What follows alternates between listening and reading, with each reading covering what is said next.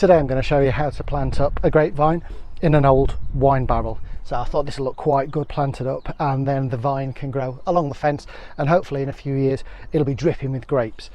So here we go. First thing you need to do is drill holes in the bottom of the barrel. Just be careful because it's quite heavy. You can get these quite cheap online. I got this off eBay, I think it's about 25 quid, so they're really good value and they should last for years. Get a decent sized drill bit. This one forms a hole probably about 3 centimeters wide, rather than doing loads and loads of individual little drill holes like you would with a normal one. And then all you need to do is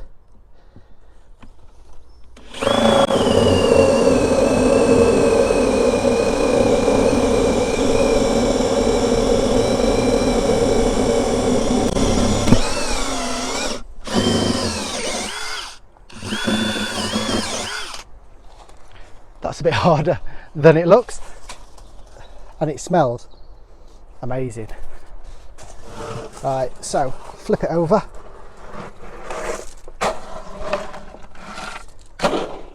Make sure that you take any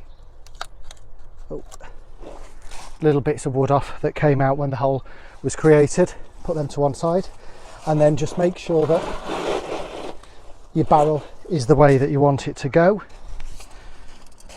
Next step, you want to put a few pebbles in the bottom just for drainage, because you don't want those holes to clog.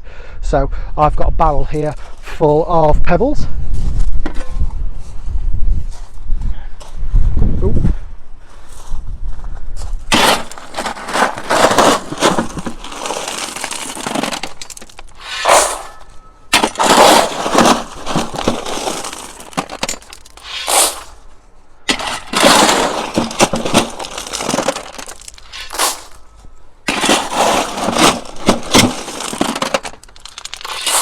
You don't need loads in there at all. You just need a layer so that you can't see those holes anymore. And then what I'm going to do is, because this container is going to stay here for the entirety of its life, it's not going to get the compost changed or anything like that. So I've got some, here is some topsoil that's going to go in there, some manure, and just a bit of compost just to lighten it up, to make the roots have an easier time to get through the soil. So first thing to do is open the bags.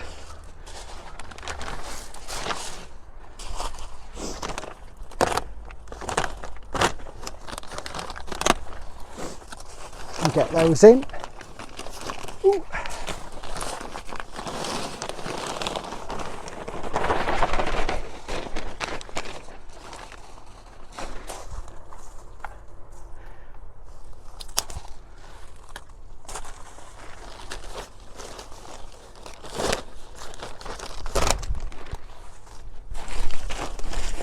Now, the manure, I'm not going to put all in. I'm just going to put probably about a third of a bag, because it just wants to add a bit of goodness to the soil for the grapevine, so it will provide some decent grapes for you. And at each step, just mix it in, because you need a nice even mix for the roots. You don't want them to suddenly get to a big layer of hard soil. You want them to be able to work their way through this nice and easy. So that's some manure. Now for a bit of compost, just to give a bit of lightness to it. Oh. And ignore the pot that I've been using to get the compost out of the bag.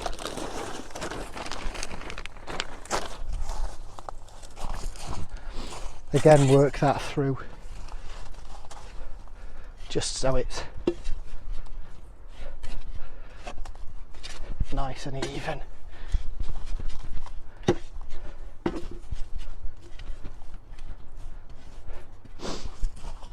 And then I think it needs another bag of this topsoil.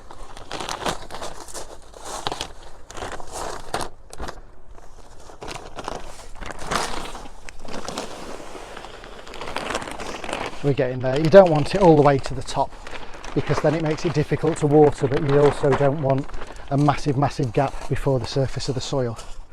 So it's worth spending a bit of time getting this right, and also get the best soil you can from this. Or you could use some soil that you've got from the garden. Just make sure it's weed free. Doesn't matter if it's got stones and things in, because the stones will add to the drainage. So again, that's mixed through, and that's what I've got now. So this is a pot full of, you can see here, garden soil that's got stones in, a few roots and bits and bobs that's been dug up. So I'm going to add a bit of that to it. Here we go. Just because that'll have a bit of life in it. It'll have worms, it'll have microbes, it'll have all these bits and bobs that will benefit your plant. And again, work that through. And like I said before, it's always good to make sure that you've got really good topsoil for any containers that aren't going to be getting changed every year. So if you're using containers for tomatoes and things that will die off and be replaced each year, it doesn't necessarily matter.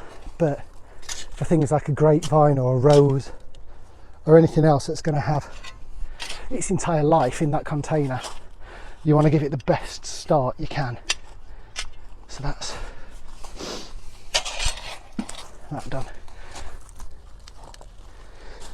Now this grape is what's called a fox grape, and that means it's a slipskin grape like Concord and the ones that they use in America. And slip grapes mean that when you grab them and you squeeze them, the skin comes off and the actual flesh stays on its own. So they're easier to separate, they're easier to juice, and they're easier to make into jams and things. This one's called Isabella, and it's hardy down to about -20, -30 degrees. So really hardy, absolutely fine to stay outside its entire life here in the UK.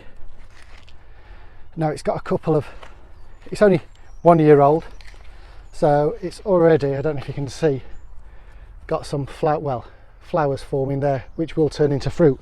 You don't want those on for the first year, because I want to get the shape right. So you don't want the plant putting its energy into producing fruit. So take those off and keep taking them off this year, even if it keeps putting them on, because the plant will want to create fruit, it will want to create seeds, and it will want to basically recreate itself. So what you need to do is give all the energy to putting roots down and putting this top growth on. So the idea now is to take the label out, save it so you know what it is. This has only been in here probably just over a month, so it's not fully rooted into this container yet, because I didn't know where it was going to go. So it might be a bit difficult, but just get rid of the gravel off the top, put it into the mix, doesn't matter, it'll add drainage to it. Now I want this grape to go towards the back like this, so that it comes up and then it can be trained either way. So I need to dig a hole where it's going to go. Just move the soil back. This is when it's a good idea not to do your compost right to the top, because then you have to start digging it out. And then keep checking with your pot that it's going to fit. So you can see there, that should fit nicely. And then, oh, wish me luck with this one. I don't think it's going to be fully rooted, but we'll soon find out. There we go. It's not actually as bad as I thought. You can see the roots there. So this is going to go in, not so it's touching the fence, but you want it going towards the fence like that, so then I can put wires in and it can be trained across. So just tickle a few of the roots out so they go into the container.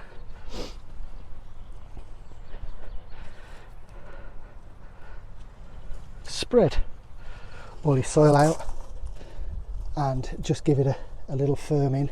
It doesn't need to be pushed in too much, because when you're using topsoil, if you compact it too much, it stays too wet. So you do need a bit of drainage in this. And then what I thought I'd do, before I put pebbles on the top to cover it to stop the weeds, I'm going to put a few plants that I've grown here that I've not put in the garden yet. So these are a few calendula plants, which come up with orange and yellow flowers, depending on which variety they are.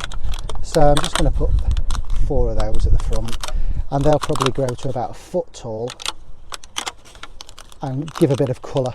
You could always use, there we go, you could always use some bulbs if you wanted, or petunias or bedding plants, anything with a bit of colour.